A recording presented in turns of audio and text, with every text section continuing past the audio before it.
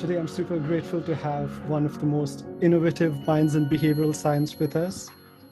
Jo Evershed is founder, CEO of Gorilla Experiment Builder.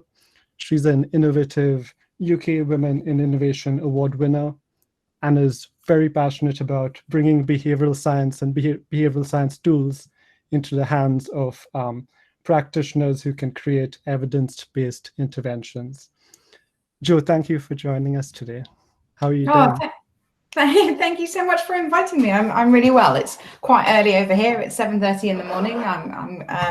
But yeah, it's really exciting to talk to all of you fine folk in New Zealand. Have you got your morning tea or coffee sorted? I do. I have my tea here. I've been up for an hour so that I'm a little bit more awake than I might otherwise be. Cool. I have my kefir water, which I've been going through. It's good probiotic to keep you going. It works anytime. Maybe before we get started talking about online experiments, something which I know I picked your brains about a few weeks back. Is a hack around getting more done in less time, and you suggested an online virtual assistant as a awesome time-saving mechanism, and as a platform just to let you do more with your time, which has been awesome. Good. I'm keen to hear if you have tips with how we can spend time to unwind and to declutter our minds after a long day. Yeah, so the exercise I really recommend is actually write down your perfect week. Get out a calendar for the full week.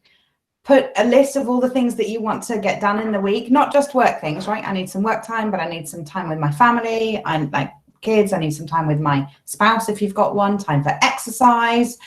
And you're trying to make sure that you cover all the dimensions that are important for a rich and fulfilled life, right? You want to make sure you've got stuff there for work, for your mission in the world, for exercise, for health, for whatever spiritual practices you have. I'm sure I'm forgetting something. And then make sure that you've allocated enough time for each one in the week. So for me, what I have to do to be a better person is I need to play the piano a little bit every day. And the only time I can get it in is between 7 and 7:15 in the morning. The kids don't yet know I'm up. I am up. I get up, like Nick's taken the kids downstairs. And once they're downstairs, Nick's my husband, I get up, I do my morning routine, and then I go to the upstairs kitchen. I make myself a cup of tea, and then I sneak into our piano room and I put on my headphones and I play piano uninterrupted for 15 minutes. And having done that, I am a better spouse, I'm a better mum, I'm a better worker, because I've had that 15 minutes of me time that otherwise I just slightly resentful all day long. And that's particularly difficult if you're a working mum, because I've got a 1-year-old, she's still in bed with me. So by 6 o'clock in the morning, like I am done. I've been working all night and I just need that little bit of time for me to recharge. So what I recommend is you really need to design your life, not just design your work, but design your life and make sure that your calendar has space for everything you want to achieve. And if you do that, week on week, year on year, you're going to end up with a life that you absolutely love. And then once you've got the building bricks in there, the next thing you want to do is see if you can combine two things together. So I'm not a big fan of exercise, but I do love talking to my husband. So every lunchtime we jump up, we go for a walk, and we go and we buy our food for lunch and we come back. So where I'm getting an hour of walk every day, I get to chat to my husband about it, and I'm getting a chore done all at the same time, which for me is like win-win. So there you go. Next tip. Awesome. That's going to save me another 4 hours of my day. Honestly, and I think it's just having those, rituals in place in your life, and having rituals which are easy to do as well. I think you can have, a very complex ritual which you don't enjoy doing, and that makes it even harder. So yeah, having a quick and easy ritual, I'm sure, is an awesome mechanism to get more in a shorter period of time done.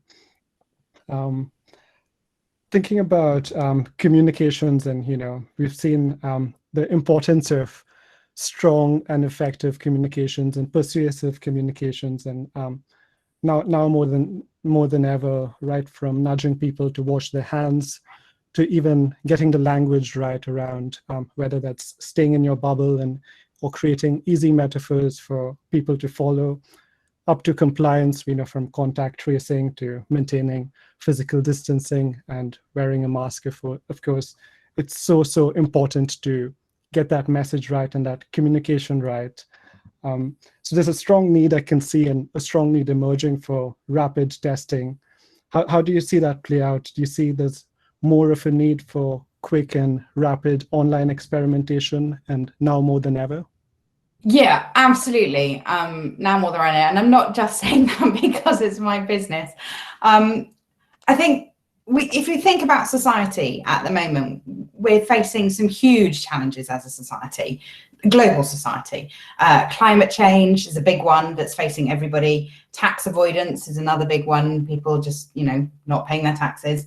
We've got a huge obesity crisis because people don't want to exercise and they're eating easy, available food, which isn't actually food. If you look at the world's largest food manufacturers and who they are and what they make, if you look at it, you're like, that's not even food, right? That's something else.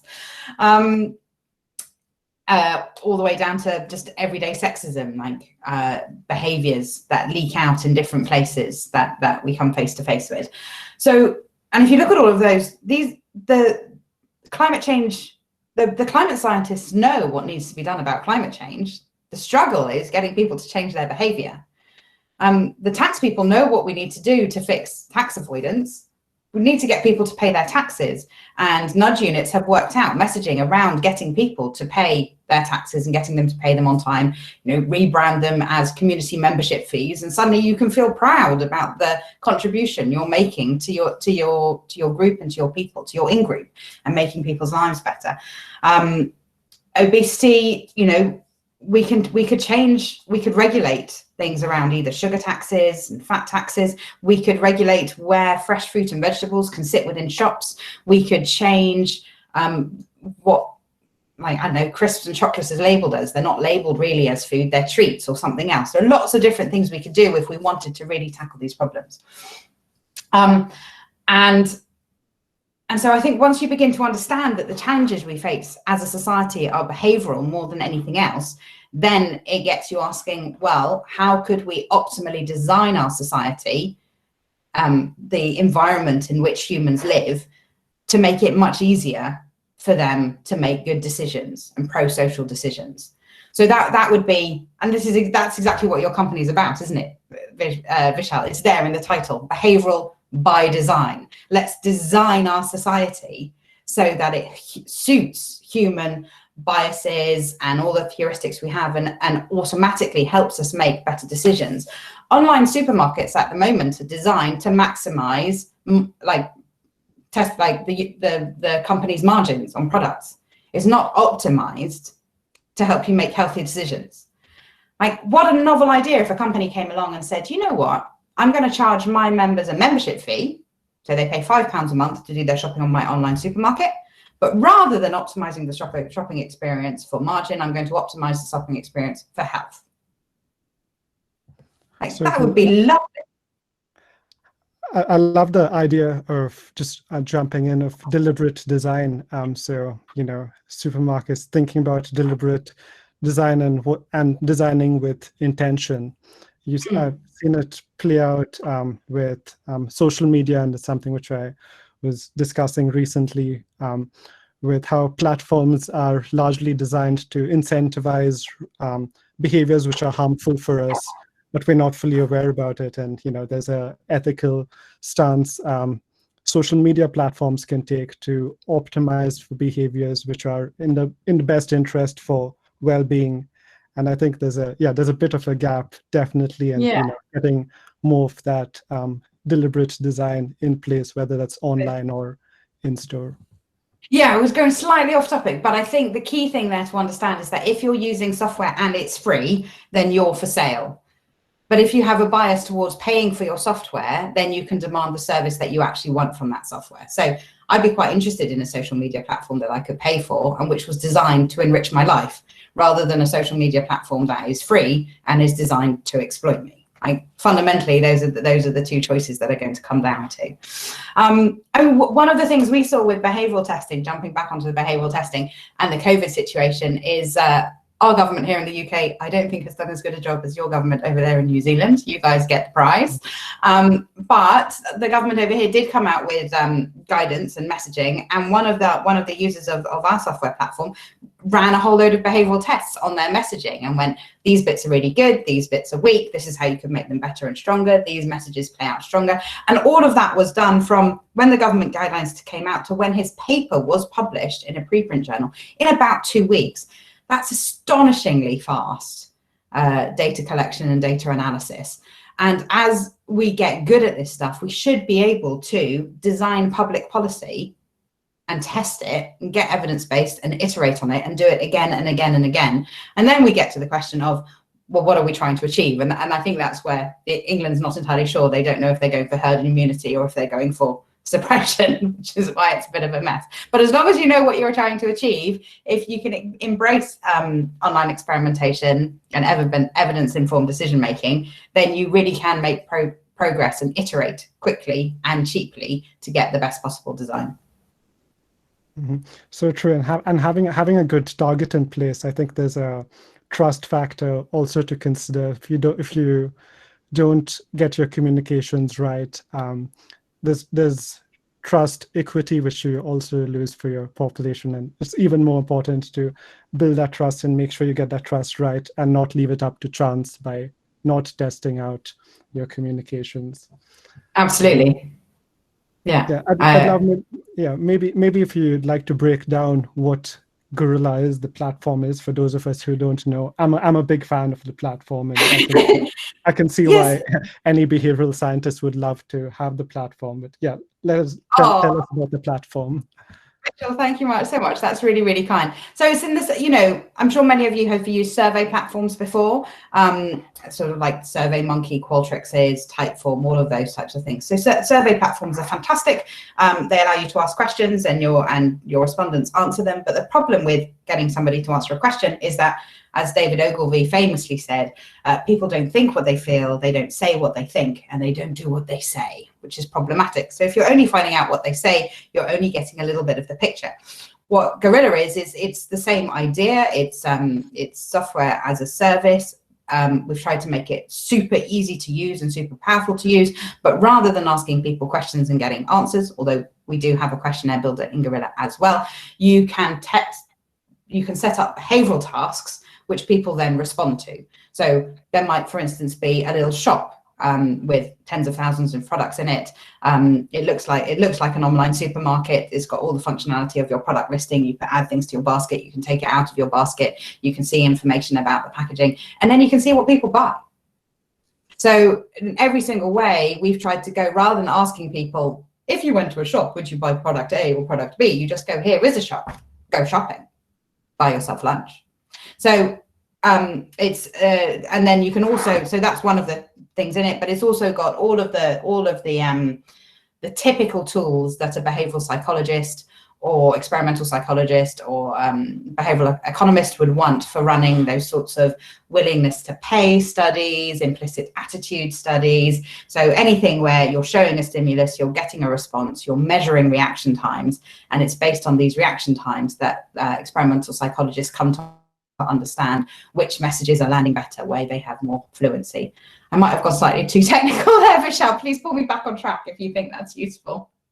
Oh no, love it. And I had come across a whole need for rethinking how we do market research, coming across research from my favorite neuroscientist, Colin Camera, and he's done some work in the area of putting people into these fMRI scanners and looking at how people respond to market survey questions. So within a survey question, you might be asked, how much are you willing to pay for this backpack? Or how much are you willing not to eat that fried tarantula? And you ask these hypothetical questions, right, from purchase decisions to questions of pain and questions of regret and avoidance. And what was found was that when people were filling out these market research questions, a very small part of their brain was activated. It was literally less than 1% of their brain, which they would typically use while making a decision. And there's this big gap I see when you ask, a survey question which isn't based on behavioral factors or isn't based on understanding of why someone does something. And the test you mentioned, the implicit test, that might be a good one to pick that discussion out with. And so we know what biases, some of them are pretty challenging to surface, and especially biases which we're not conscious of. And the implicit association test was initially designed for that, but I know that's something which researchers use in your platform. So maybe, tell us about the test and how is it being used in your platform? Yeah, so do you mind if I just step back a bit and just talk a little bit about how humans work first? Because I think it's really important to context it, so we don't think that biases are a bad thing, first of all. So humans go through their lives every day, and we've got this rich environment that's permanently competing for our attention. And we have heuristics, which are sort of like cognitive shortcuts to help us deal with decisions that we have to make. So I have a decision every day that when I go into the supermarket, I just go to the like fruit and like vegetable section and the fresh meat section, and I make a salad. I don't walk into the rest of the shop. I don't remake that decision about what I have for lunch every single day. I've limited the scope of that decision for my own benefit. So those are heuristics that you can have. You can also have habits, and I'm sure we all have these that have had this experience. Like I drive my kid to school every day, get in the car, and then there was roadworks. And for like the first week, I drove straight into the roadworks and had to turn the car around and find the other route. It's like, oh my God, but I'm such on autopilot that I just go and I make the same mistake again and again and again, because for the last week, for the last year, I've done the same route every day. And then we have automatic attitudes, which have come out of our experience, that we have these cognitive shortcuts. I'm just trying to think of at least like a non-terrible example. Yeah, I assume that old people are weaker than me. It's not a horrible assumption to make. It could be wrong, but if I see like my mum trying to lift something, I'll go, it's like, Mum, why don't you let me do it? I think I'm probably stronger than you are. Now, I'm sure there are old people who are stronger than me. There will be one who's worked out, and they might feel like, oh, you've got such a horrible attitude about old people. And I would have to apologize and go, yes, you're right. I came in with an attitude about my general expectation of old people, and I'd failed to take account of you as a specific individual. And I'm sorry I got that wrong. You'd fix the situation. Where you get into, so as you can see, these heuristics, which are what we call sort of our automatic assumptions when they're cognitive in nature, habits, which are our automatic assumptions when they're behavioral in nature, and attitudes, which is when they're more emotional in nature, are really useful. They help us navigate the world quickly and easily. If we had to face the world from first principles, as if we had no prior experience every single time, we would be exhausted. But all of our prior experience comes to shape who we are today, and we do have some fundamental assumptions that we might not be aware of. I might assume that women are better than men because, we're smart, we're friendly, we're good with people. That might be an assumption I have, and I could find out if I do have this assumption, right? I'd go to Project Implicit or where they will have this test available for you to take. You can find out all sorts of assumptions that you have and what they do. So the whole fundamental assumption is that in your brain, neurons that wire together fire together. That's a really classic line. So if I think that women are good, when I think about women, goodness is also fired at the same time. And if I think that men are bad, when I think about badness, men is also fired. And so I'd go there, and what the program does is it shows you these stimuli together. First, it will show you women and good together and see whether you can where you sort that, or it will show you men and bad together and where you sort things. So you'll be given words like, I don't know, you're showing a picture of a woman and you have to put it into the category woman or good or man and bad. And then you might have a word like joy, which is obviously good. So you'd have to sort that into the women or good or man or bad. And then it will do it and it will cross what it thinks your implicit associations are. So it will make you sort it into a category of women and bad versus men and good.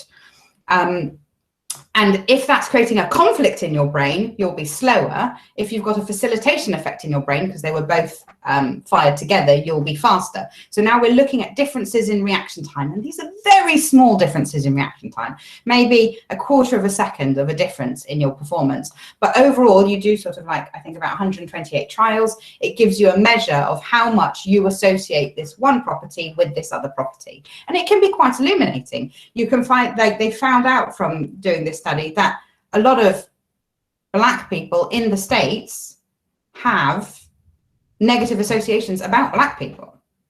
Like it's not just white people who are racist against Black people. Black people are racist against Black people too as well. Like the cultural environment in the States, and I'm sure it's not unique to the States, is so bad that it's had quite dramatic impacts on like attitudes that everybody has towards race. And you know, you can't change anything until you know that it's happening. And that's one of the first rules. So just knowing a little bit more about yourself and how you behave helps you take preventative measures, because I'm sure many of us, we don't want to be ageist, we don't want to be sexist, we don't want to be racist. But we live in a society which has got all of these assumptions built into it, and you don't know how much you've been affected by them. So you can go and find out where you are, and then you can take preventative action. There's one really lovely company locally to here called ARM, and they just have this rule that you have to have a shortlist which is equal male and female when you're interviewing for a technical career, which means like for one of their research positions, their software engineer positions. So their shortlist for interview has to be equal male and female. They might still then have a bias in hiring, and that prevents them having a bias towards men, and allows them to hire fairly the right person for the job. And it means they have to do a little bit more work to make sure that they have a shortlist, which is equal male and female, but they're not allowed to. And if you can only get one woman to apply for the position, then you can only interview one man. And I'm sorry, like that's just going to have to be. But they put in the rule, and what happened is then upstream from that, the HR department actually managed to put in the work to go, oh no, we're going to need to get more female applicants because I want to interview these 3 men, so I'm going to have to find 3 decent women. So they put extra work into recruiting them, and then the problem got fixed. But it's until you have to draw that line in the sand and say, like, this is how I'm going to change things. So true, and it's so important to. I love how you positioned it in the sense of being a sense-making tool for something, or for picking out picking out difference which aren't apparent to someone. And one of my favorite questions, which I've seen in surveys asked, if you're trying to surface if someone is going to vote pro-Brexit or against Brexit, or someone is going to vote Trump or not vote Trump, you're going to get a very poor read by asking the question directly. There was a clever question around researchers at the London School of Economics had framed as a way of surfacing whether someone is actually going to vote for Trump or against Trump. And the question was, very, very counterintuitive. It went something like, if you were to invite a friend for a dinner party, would you rather have a well-mannered friend come over for dinner or a considerate friend come over for dinner?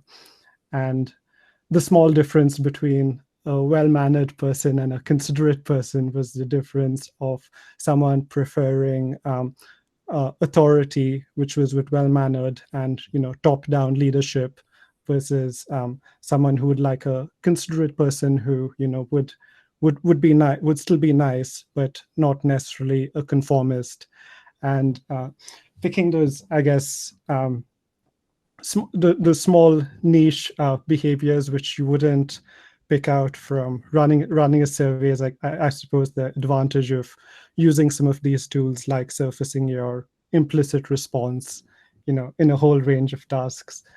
I know you have all these awesome examples because you have behavioral scientists who essentially use your platform for research. And do you have any other insights to share in terms of how people surface biases or understand decisions where they typically wouldn't be able to get under the skin of the person? Shall I talk through one of the examples that, like the more than now example? Would that be useful now, or were you thinking, or I can, like, there are just more general things like semantic priming, which are really cool. Which way would you like me to go? I like the more than now. More than now. Yeah. So the more than now is this great company in the UK. They do similar stuff to Vishal George, to Vishal here in New Zealand. They're wanting to bring behavioural science to the workplace to improve the workplace, and they got hired by a company to help them with their recruitment process. So that follows on a little bit from what I was saying about ARM. And in fact, their client had the same problem. Like, how do we get more women to apply for technical roles? And all of the history of like surveying women to apply for technical roles has been that women are really interested in being part of a community and pro-social work. They're not in it for themselves. And so that was, so they tested, so they ran a whole series of tests. They created an advert with a picture, and there was some picture with groups of people, some picture with just a woman, some picture with just a men. And then they tested 3 different types of messaging, which I think were come and work for our company because you'll get rich, come and work for our company and contribute to society, and come and work for our company and be part of a great team. Those were the sort of 3. They were better written messages, obviously, but like that was the sort of like personal interest, pro-social and community-based. And what they thought, based on all of the academic literature on this topic, is that the women would respond more to the pro-social messages. And it would have been great if that had been the message. Then they'd have known that all of the survey research of the last 20 years had been correct. But they actually found that that wasn't the case at all. There wasn't a big difference between how men and women respond to pro-social messaging or to the self-interest messaging, I don't think. The big difference was in the community messaging, like come and be part of a team. And there, the survey data would have predicted that women want to be part of a team and men less so. And actually, what their testing showed was the complete opposite. It was when the message was come and be part of a team, women were actually put off by that in the advert.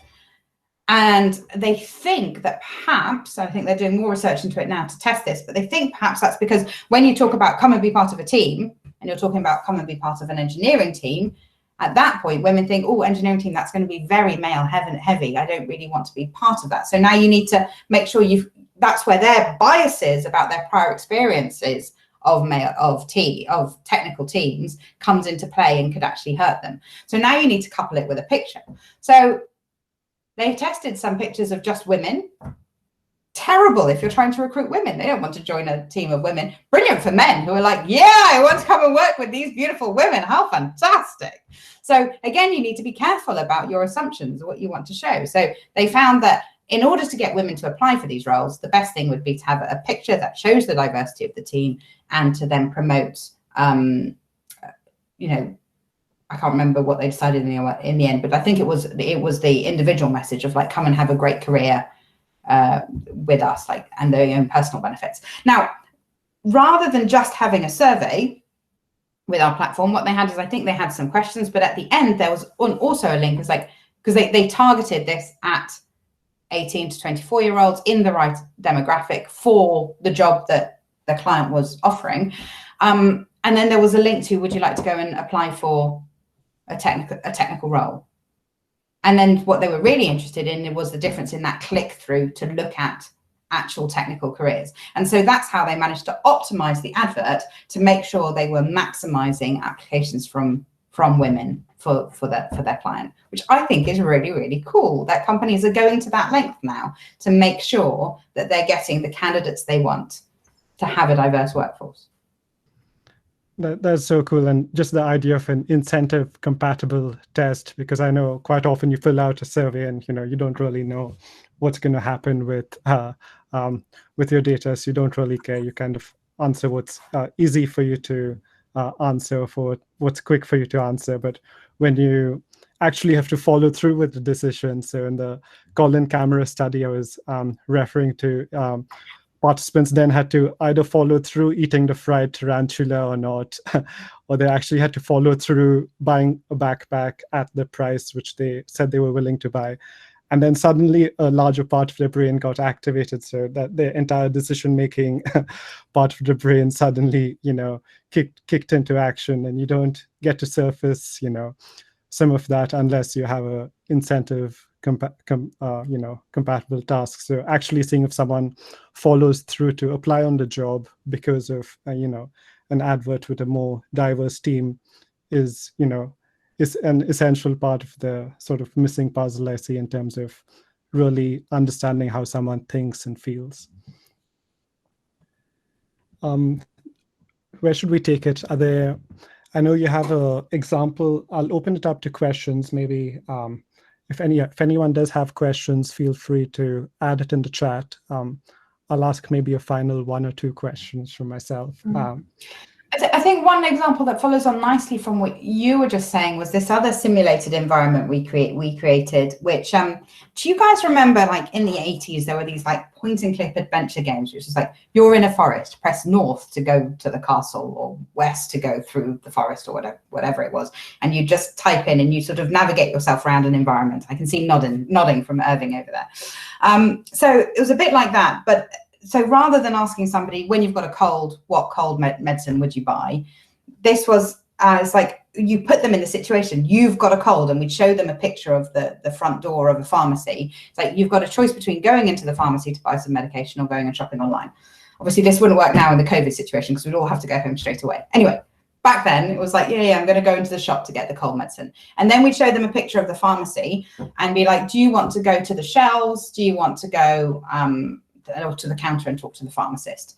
And people would choose which way they wanted to go, and they go to the shelves and then be like, do you want to look at the shelf? Yes. And it would show them the shelf with the products on it. And then you could click a product and look at it and see all of the information about it. Or you could talk to a store clerk, or you could go back to the counter and talk to a pharmacist to try and get the best medication for you and your cold. And then the final decision point, the interesting metric was, at some point you were presented with actually 3 different products which you could add into your basket, and you could see the label for the product, the price, a little bit of information about it, and then you choose one to purchase. And the pharmaceutical company that was using this was using it to understand where to place they were using it to optimize the messaging of the product and the price point, but also to understand who they should be advertising it for. Because if the person buying cold medicine buys it from the counter, then you want to do massive advertising via TV to make the consumer aware of your products.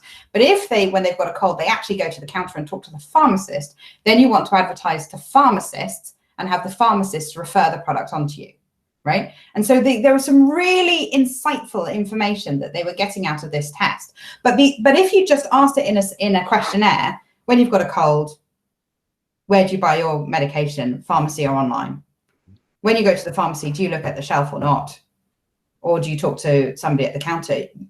The person answering the question wouldn't have felt contexted. I'm not sure you'd have elicited their true behavior. But by setting it up as a simulation, you get them in the environment and you wander around. And then the pharmacy company had done one extra thing, which I thought was really clever. There was an advertising panel in the online environment, and in one of the conditions, they stuck their advert onto that panel to see if they could nudge people, and they tested 2 or 3 different adverts to see which one had the best effect, so which messaging had the best effect. And between the groups, so they ran 8 side-by-side groups with about 250 people in each one, all representative samples for their target demographic sort of thing. The difference between the lowest performing group and the top performing group was 14% increase in purchases of their product. And for a fast moving sort of consumer good type company, 14% increase in your sale, you'd like that.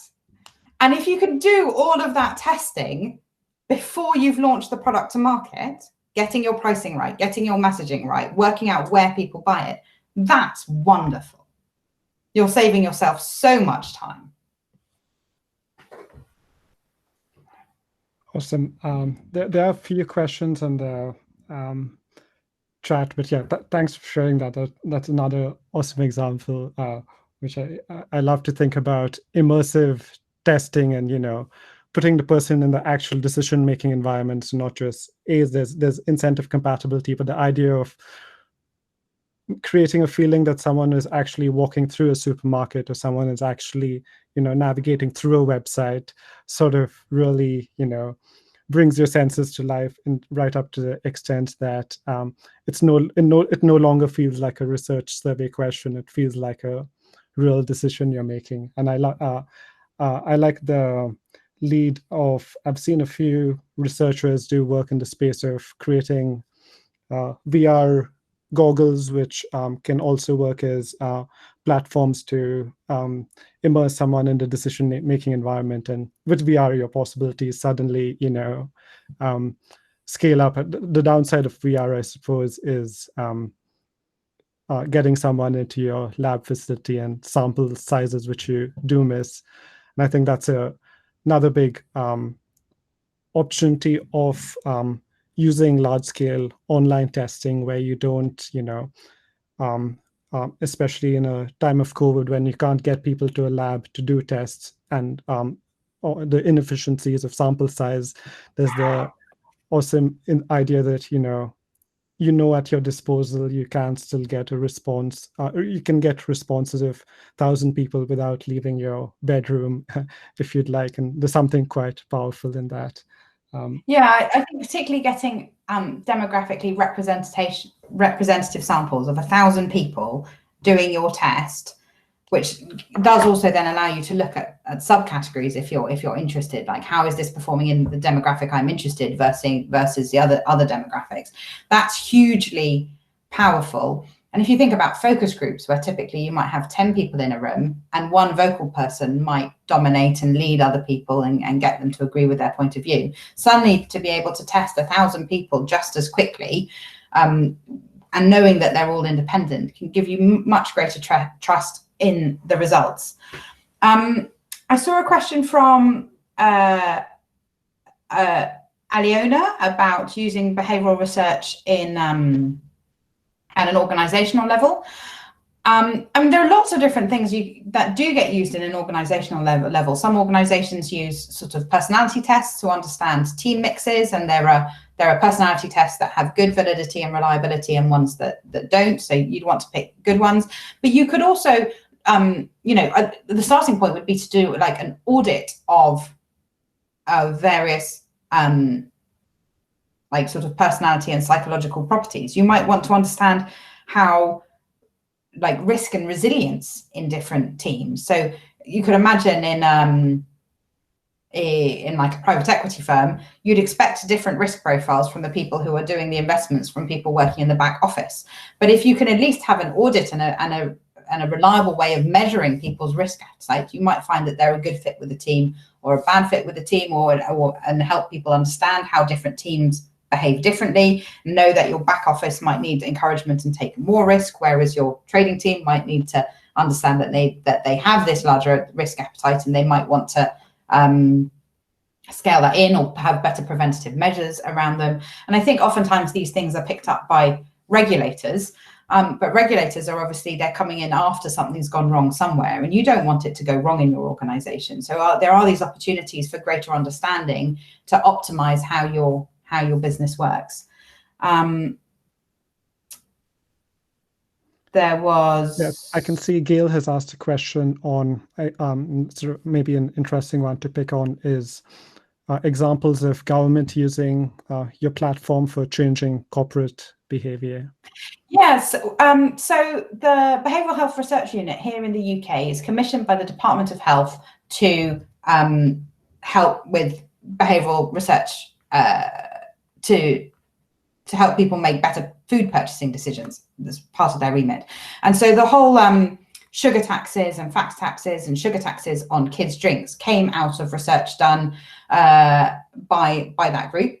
And what the research team found was that indeed adding sugar taxes to kids' sugary drinks does change purchasing. And it changes as long as the tax is explicit, and so it's labeled like that you can see that the price would have been this much without the tax, but it's this much with the tax, and the tax is explicit.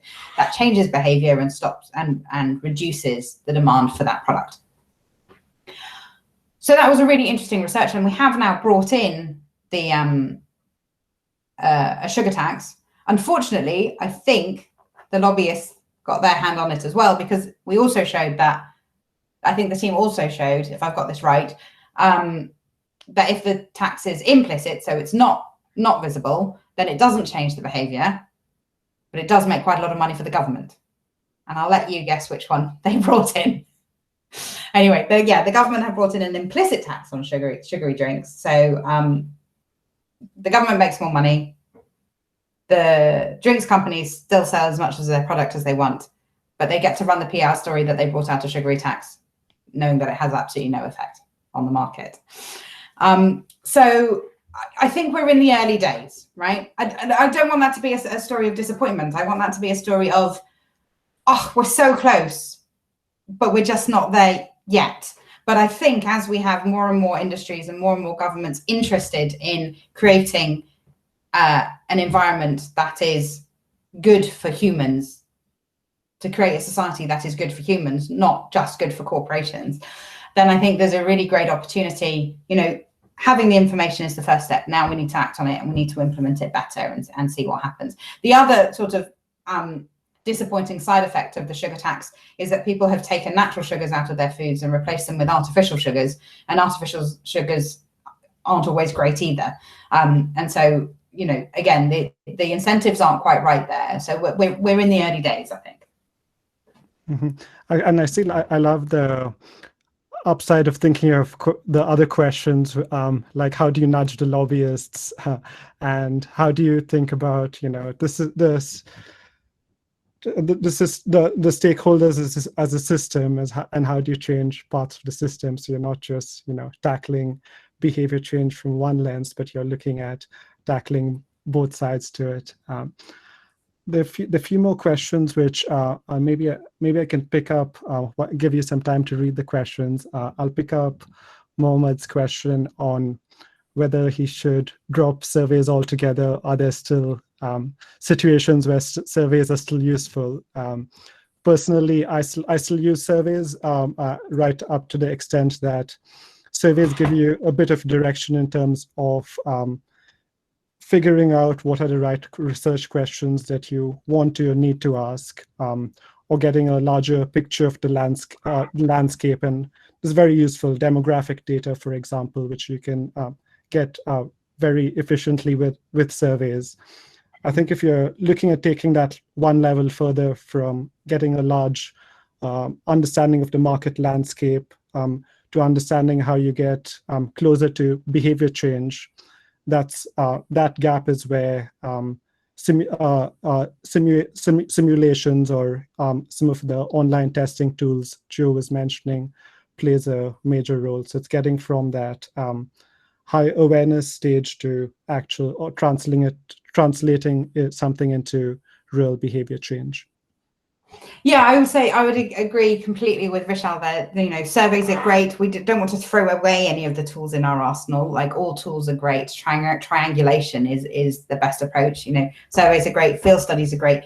Online behavioral studies, each of them provided an extra richness. Surveys are really quick and really cheap. Even my doctor's surgery now sends me a text message after I've been to the doctor to say, how did we perform today? Are you happy with your thing? So, super fast, super efficient, can be really quickly implemented.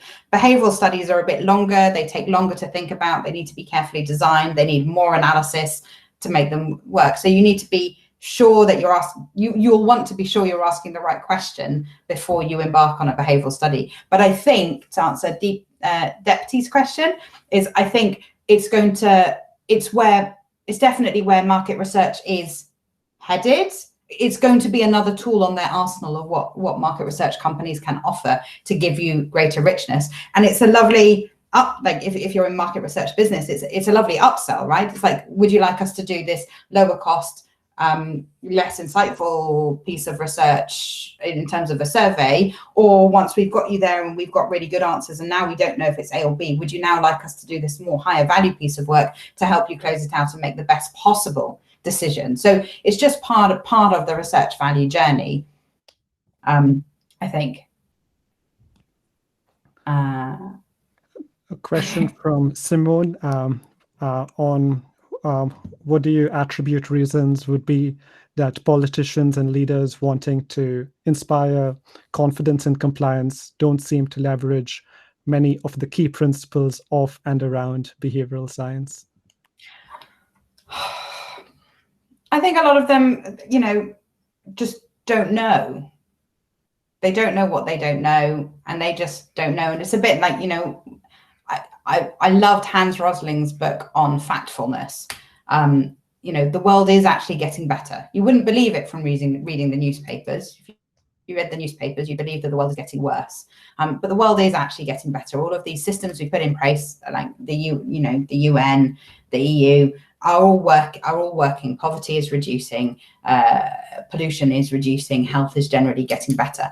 And I think when it comes to politicians, it's taking a long time for behavioral science to get out of universities and into industry and into practice. And politicians, they don't study that subject. So unless they're used to being able to use experts to inform them and help them, they don't know how to do that. So that was part of my vision for creating Gorilla and the way we work with universities to train the next generation of this generation of psychology graduates and behavioral economists in running online experiments, is that when they go into industry, be that in finance, in health, in market research, in politics, into regulatories, they're going to take these skills with them. And once those skills are embedded in those organizations, then it will go up to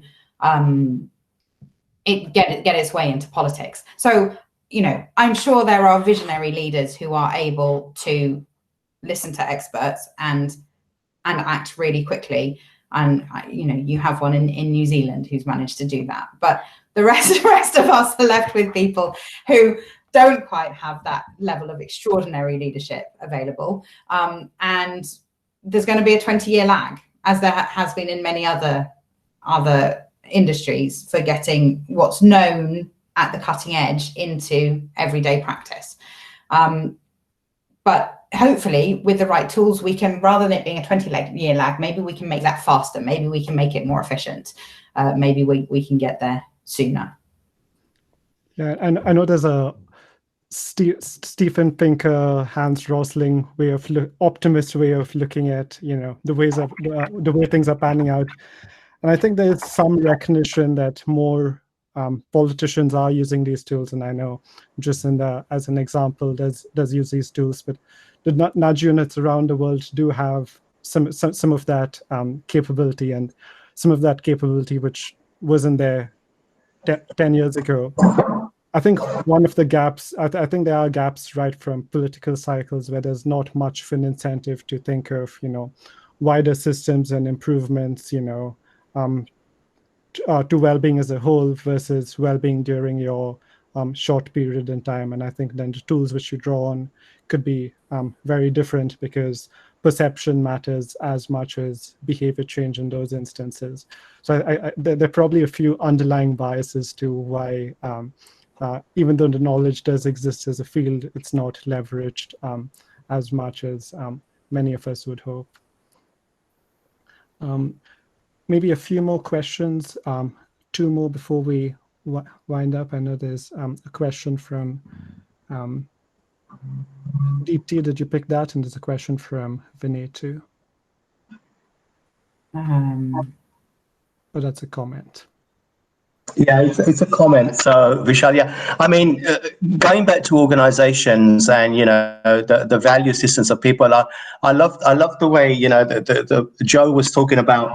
It's how you're wired, it's how you fire, and those neurons can be redeveloped, but only when you're going to look at yourself a bit more in terms of self-awareness. So that can change, and I like it. And all I was saying, that organizations, you know, whether they're government, public sector, private sector, organizations and culture is empty without the people in it.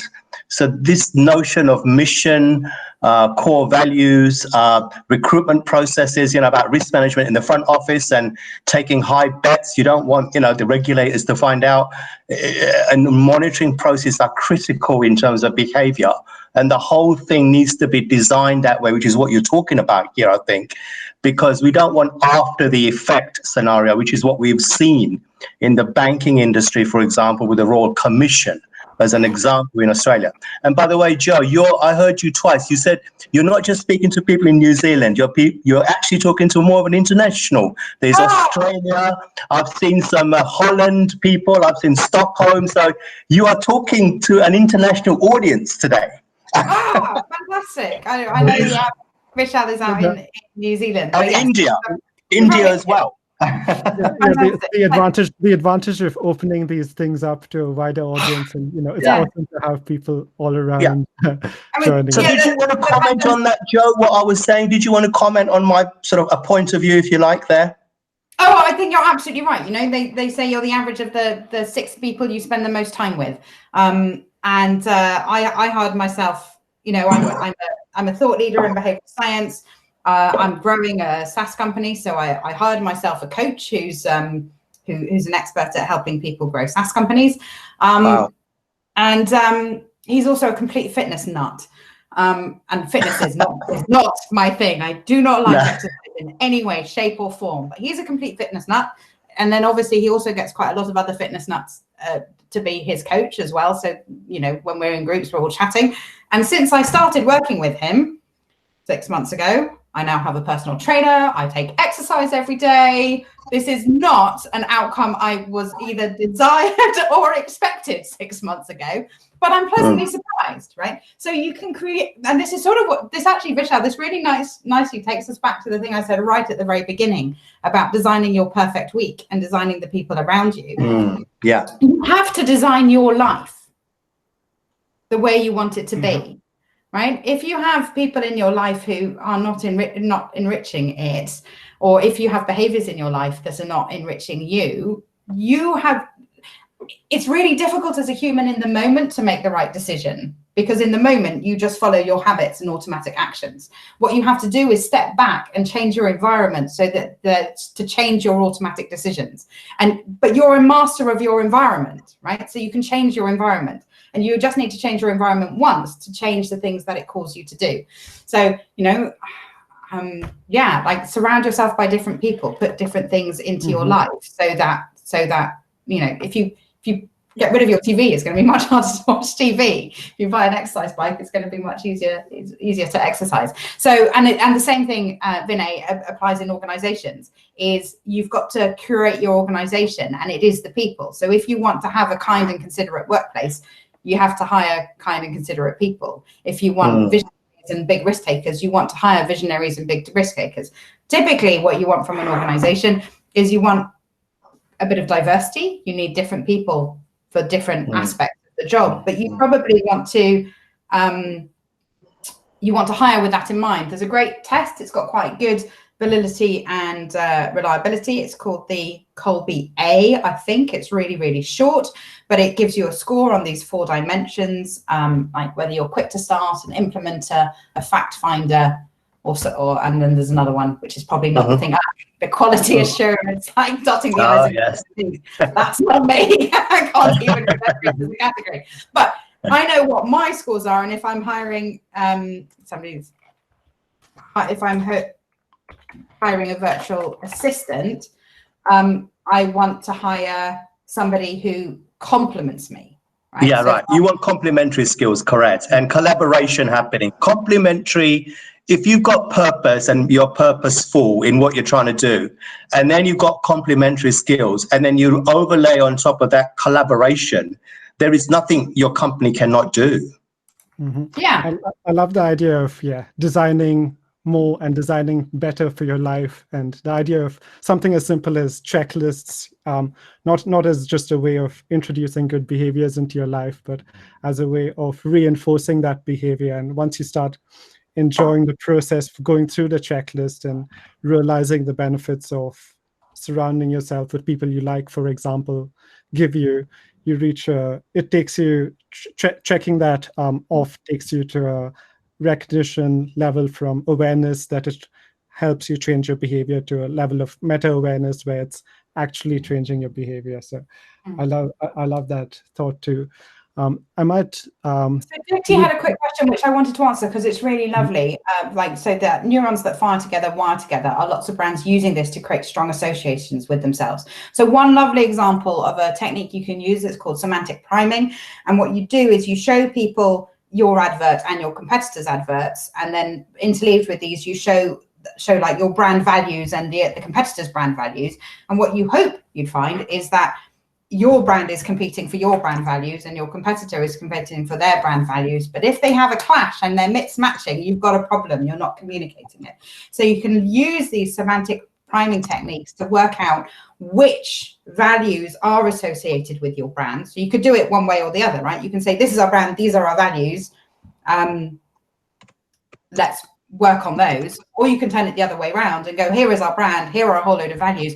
Which ones do you associate with our brand already? And then nurture and curate those values to create something that is coherent with what people are experiencing. So brands do use these to make sure that they are, they know which values are associated with their brand, so that they can then use those to their best advantage. Deepti has these great questions. Deepti, would you like to ask a question or a follow-up comment? All good.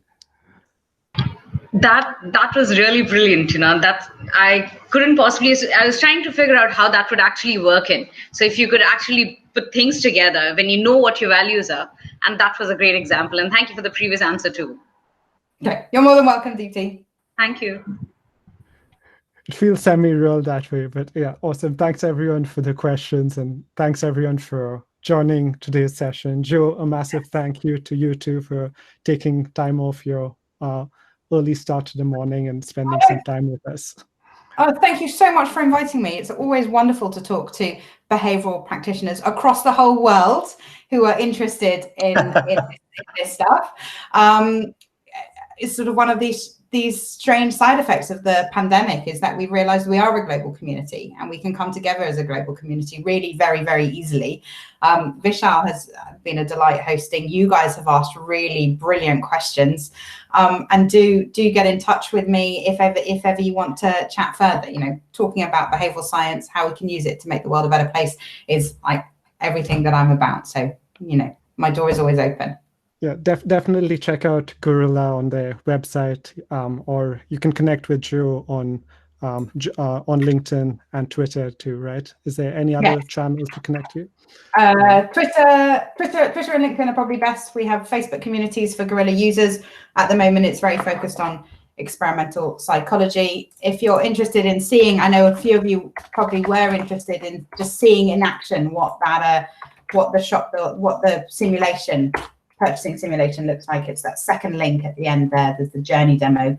There's a picture of a pharmacy. You can have a look at it and see. But get in touch if you want to chat further. Awesome. Thanks, Joe. Thanks for joining us, and thank you all for joining the session. It's awesome to have a meaningful conversation with everyone and engaging the whole digital space, and that's been awesome. Next week, we're having a session on Mental Awareness Week. We're hosting a panel discussion, so I'll be putting up that event too if anyone's keen to find out more about how we're connecting indigenous models with behavioral science for well-being. Thank you all for joining us. Thank you very much, Vishal. Take care. Bye.